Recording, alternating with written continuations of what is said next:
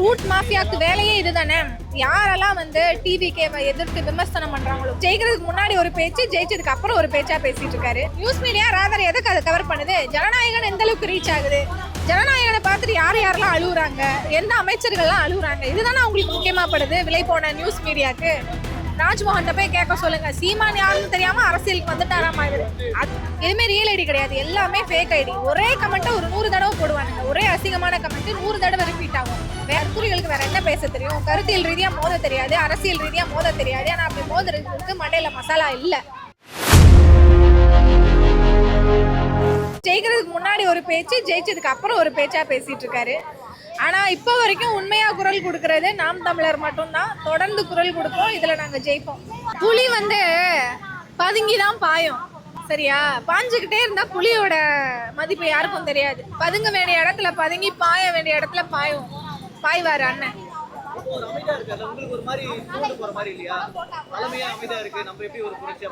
அவர் எங்க அமைதியா இருக்காரு? தொடர்ந்து பேசிட்டு தான் இருக்கு, கூட்டம் போட்டு பேசிட்டு தான் இருக்காரு. ஈரோடு, கோயம்புத்தூர் தொடர்ந்து மாணவர்களை சந்திச்சு, மக்களை சந்திச்சு பேசிட்டு தான் இருக்காரு.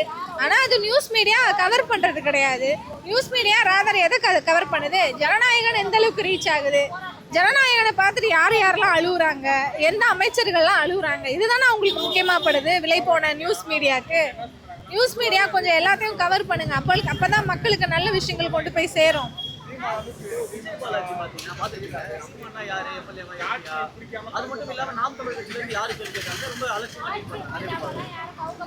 அதாவது விஜய் பாலாஜின்றவரு நேத்து பேஞ்ச மழையில இன்னைக்கு முளைச்ச காலம். அவரு வந்து சீமானை எதிர்த்து, சீமானை யாருன்னு தெரியாதுன்னு சொன்னது ரொம்ப ரொம்ப காமெடியா இருக்கு. சீமான் யாருன்னு அவங்க கட்சியில் இருக்கிற அந்த ராஜ்மோகன் அவர்களே பேசியிருக்காரு. சீமான் யாரு, எந்த மாதிரி எல்லாம் போராட்டங்கள் பண்ணியிருக்காரு, எதுக்கு எதிர்த்து குரல் கொடுத்திருக்காருன்னு ராஜ்மோகன் பேசியிருக்காரு. ராஜ்மோகன் போய் கேட்க சொல்லுங்க. சீமான் யாருன்னு தெரியாம அரசியலுக்கு வந்துட்டாராமா இவரு. அது ரொம்ப பெரிய காமெடி.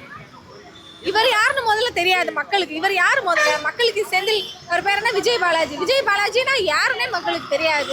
இப்ப சீமானை எதிர்த்து சீமான் யாருன்னு கேட்க போய் தான் இவர் யாருன்னு மக்களுக்கு தெரிய வருது. சீமானை வச்சு இவர் ஒரு ஃபேமஸ் ஆகிக்கிறாரு. அப்படி ஒரு ஸ்ட்ராட்டஜியா தான் நான் இதை பாக்குறேன். என்னங்க இது ஒரு கேள்வியா?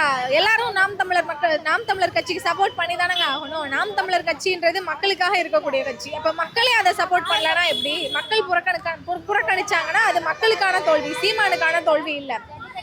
சீமான் அண்ணனோட கருத்துக்காகவும் அவரோட அரசியலுக்காகவும் அவரோட நோக்கத்துக்காகவும் தான் நான் சப்போர்ட் பண்றேன். சீமான் அண்ணன் வந்து ஆட்சிக்கு வந்தா மாணவர்களுக்கு இந்த மாதிரி பிரச்சனையே இருக்காது.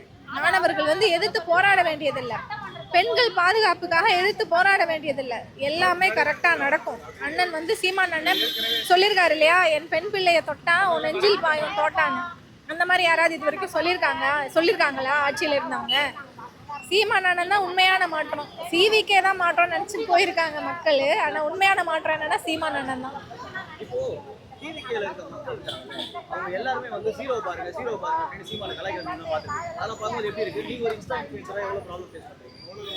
அது தற்கொலைகளுக்கு அடிக்கிறதுக்கு வேற ஆயுதம் கிடைக்கலன்னா இந்த ஜீரோன்றதை எடுத்துருவானுங்க, ஆமை கட்சின்னு எடுத்துருவானுங்க, அப்புறம் திருநீதி கட்சின்னு எடுத்துருவானுங்க. தற்கொலைகளுக்கு வேற என்ன பேச தெரியும்? கருத்தியல் ரீதியா மோத தெரியாது, அரசியல் ரீதியா மோத தெரியாது. ஆனா அப்படி மோதுறதுக்கு மண்டையில மசாலா இல்ல.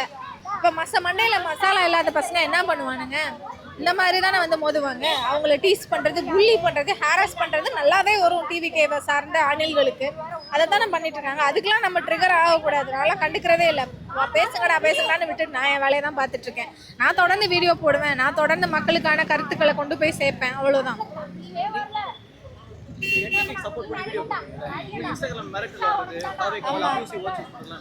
அதெல்லாம் நிறையவே வருது. ரூட் மாஃபியாக்கு வேலையே இதுதானே.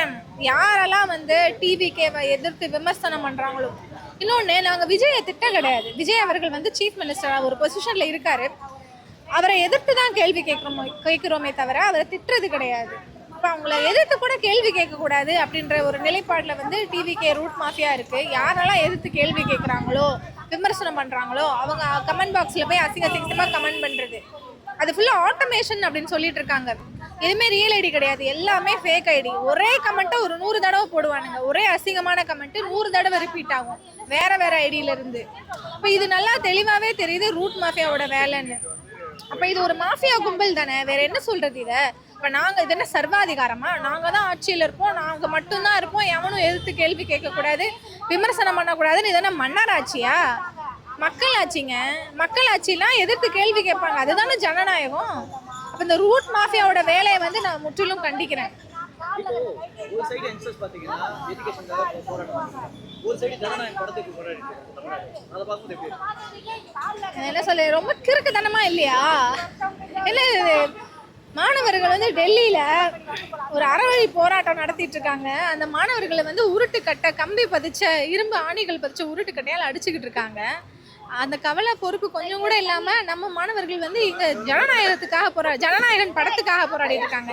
டெல்லியில இருக்கவங்க ஜனநாயகத்துக்காக போராடுறாங்க, இவங்க வந்து ஜனநாயகன் படத்துக்காக போராடிட்டு இருக்காங்க. இதை பார்க்கும்போது ரொம்ப ரொம்ப வேதனையா இருக்கு எனக்கு.